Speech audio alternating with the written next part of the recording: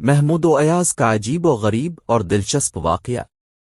ایک ہی صف میں کھڑے ہو گئے محمود و ایاز، نہ کوئی بندہ رہا اور نہ کوئی بندہ نواز حکیم الامت شان مشرق ڈاکٹر محمد اقبال کا یہ مشہور و معروف شعر تو آپ نے بارہ سنا ہوگا، جس میں انہوں نے محمود و ایاز کے ایک ہی صف میں کھڑے ہونے کو اسلام کے ایک باکمال وصف مساوات سے تعبیر کیا ہے۔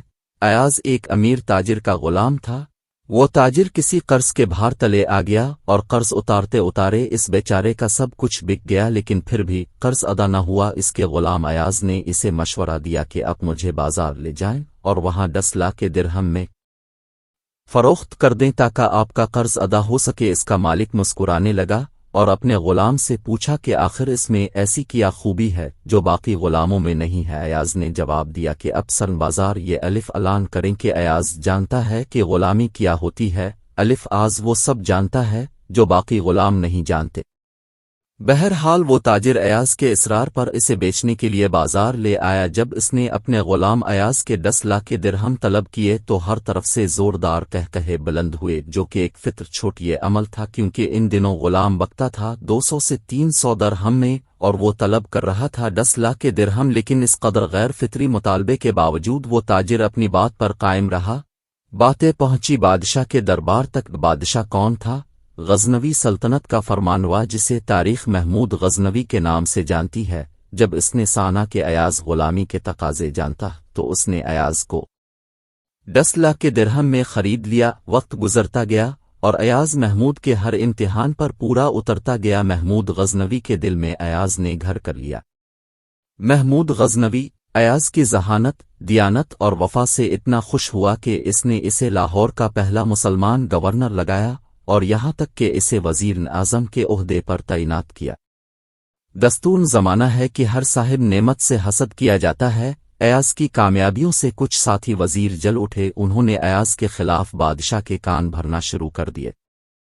انہوں نے بادشاہ سے کہا کہ عالم پناہ، ہمیں پتہ چلا ہے کہ ایاز اپنے پاس کوئی خزانہ جمع کر رہا ہے، اور جب اس کے پاس وہ مطلوبہ مقدار جمع ہو جائے گی تو وہ آپ کے خلاف بغاوت کا اعلان کر دے گا۔ ثبوت کے طور پر انہوں نے بادشاہ سے یہ بھی کہا کہ ایاز اس خزانے کو روزانہ ایک تہہ خانے میں دیکھنے کے لیے جاتا ہے۔ اب بے شک خود اس بات کی تصدیق کر لے۔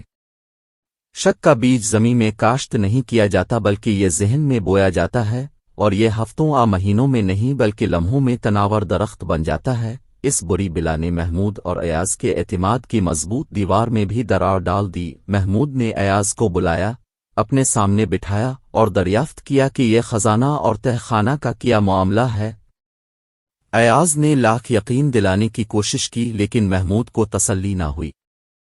ایاز سے کہنے لگا، چلو میرے ساتھ اس تہہ خانے۔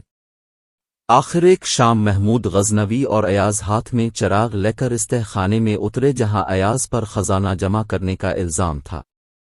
محمود غزنوی نے دیکھا کہ تہہ خانے میں ایک بہت بڑا پتھر پڑا ہے جس پر ایک صندوق رکھا ہے۔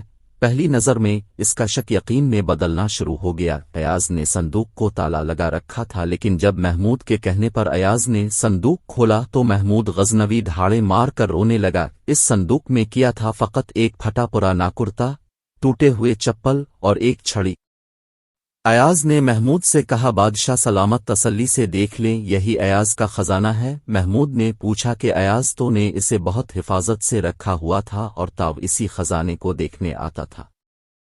ایاز نے کہا، عالم پناہ، آج میں ایک اعلیٰ عہدے پر فائز ہوں، لیکن مجھے آج بھی نہیں بھولا کہ کبھی میں گڈریا تھا، اسی چھڑی سے بکریاں ہانکا کرتا تھا، یہی چپل پہنتا اور یہی پھٹا پرانا کرتازن تن کرتا۔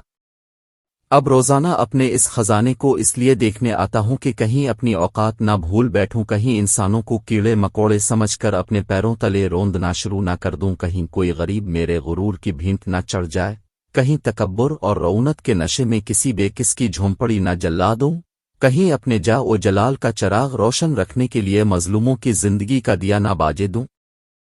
پس میں روزانہ اپنے ضمیر کی زنجیر ہلاتا ہوں تاکہ مجھے اپنی اوقات یاد رہے۔